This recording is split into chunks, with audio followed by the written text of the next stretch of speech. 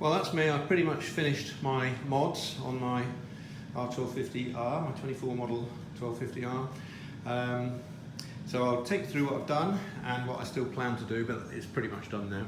So first off, I fitted a Pyramid Plastics front mudguard. It's made from polyester fiberglass, polyester resonant fiberglass, a mixture of chopped strand mat and woven cloth, but it's very rigid, surprisingly. I was a little bit concerned that being as long as it is, it might be a bit kind of flappy at the back, but it's not, it's pretty rigid.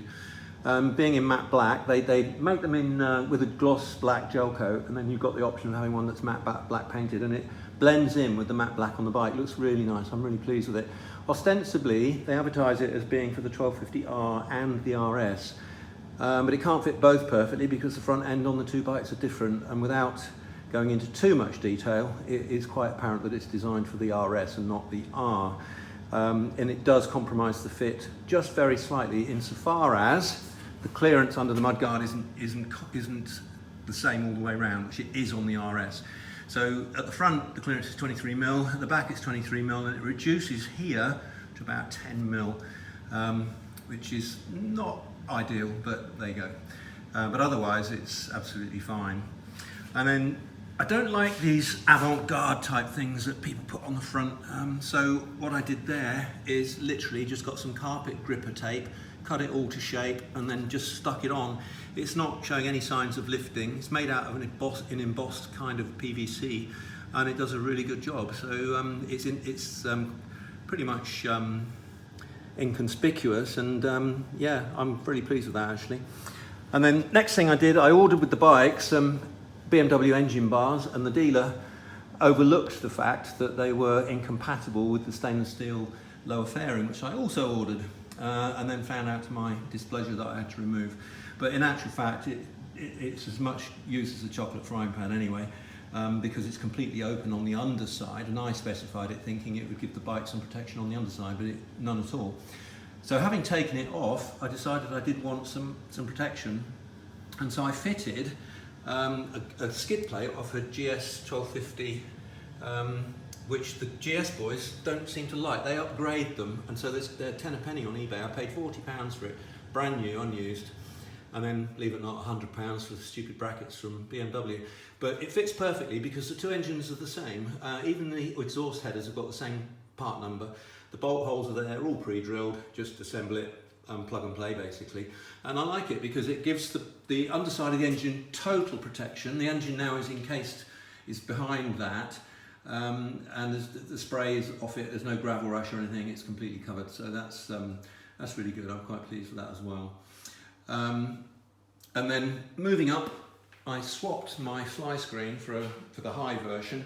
A lot of people complain of turbulence and stuff. I'm 6'3", and so the turbulent air hits the bottom of my helmet. It just about gets me, but it's actually not too bad. I think if you're any shorter than 6'3", and particularly if you're sensitive to turbulence, you might not like that. But it suits me, it's fine. Keeps the wind off my body and off my shoulders and everything. Then I fitted the Jivy tank lock tank ring. That was originally designed, the BF11 adapter, it's originally designed for the 1250, the 1200 and the 1250 before the keyless came in, because they've actually got a totally flat tank ring around the outside, caps around, whereas on the keyless one, it's all undulating or what have you, which means that the ring doesn't sit properly, and it bears all its weight in certain key points, so that when you screw it down, it's likely to damage the paintwork, and besides which it doesn't fit anyway very well, so I wasn't very happy with it. So I made up some brass bushes that the thing sits on, so it's completely clear of the caps around. From here, it looks like the clearance is massive. It looks a bit kind of weird, but it doesn't really show. Normally, you look at it from this angle, and it's only raised by about 7mm, I think it is. So it's nothing, and so that works really well. Much more satisfactory, I think, than the cobbled together, just cramming it down on the existing caps around, which is not designed to fit. The next thing I've done is I bought some panniers and top box second hand off eBay. Silver they were to start with, but I had them sprayed up. In fact, I took them completely apart, the tank, the top box and the panniers, right down to their last screw, nut and bolt. I had great fun putting the locks back together again, springs and things all over the place.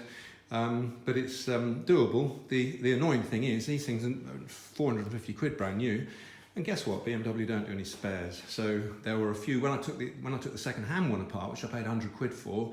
There were some broken components in it, so I had to buy another one off eBay, pillage the parts, and then sell the remainder on eBay.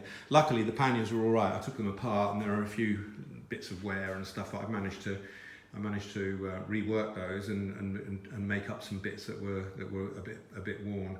So they're as good as new. And then I had them sprayed up in ice grey. So anyone's thinking about doing their bike in their panniers in ice grey or top box, that's what it looks like. I'm quite pleased with it.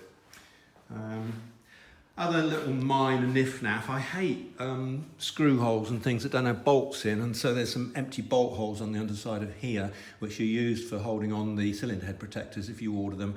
So I just ordered the bolts that go in there and plugged the holes, because at some point I might want to put them on. I don't want the holes full of grit. Likewise at the back here, I think these are the holes that probably get used for the rear extended mudguard on the GS.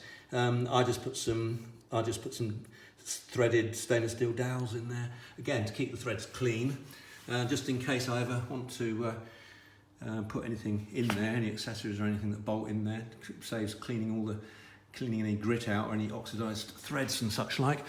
What else am I going to do? Right, the only things that I'll do over the winter, because the bike will be sawned soon enough, fit a rad guard. Probably the R&G, because if you go for the R&G, it attaches top and bottom, and I can still use these. If I go for the Evotech one or the Wunderlich one, these plastic guards don't work. I'd need to order the stainless steel ones and get them second-hand off eBay or what have you, but they're a silly price.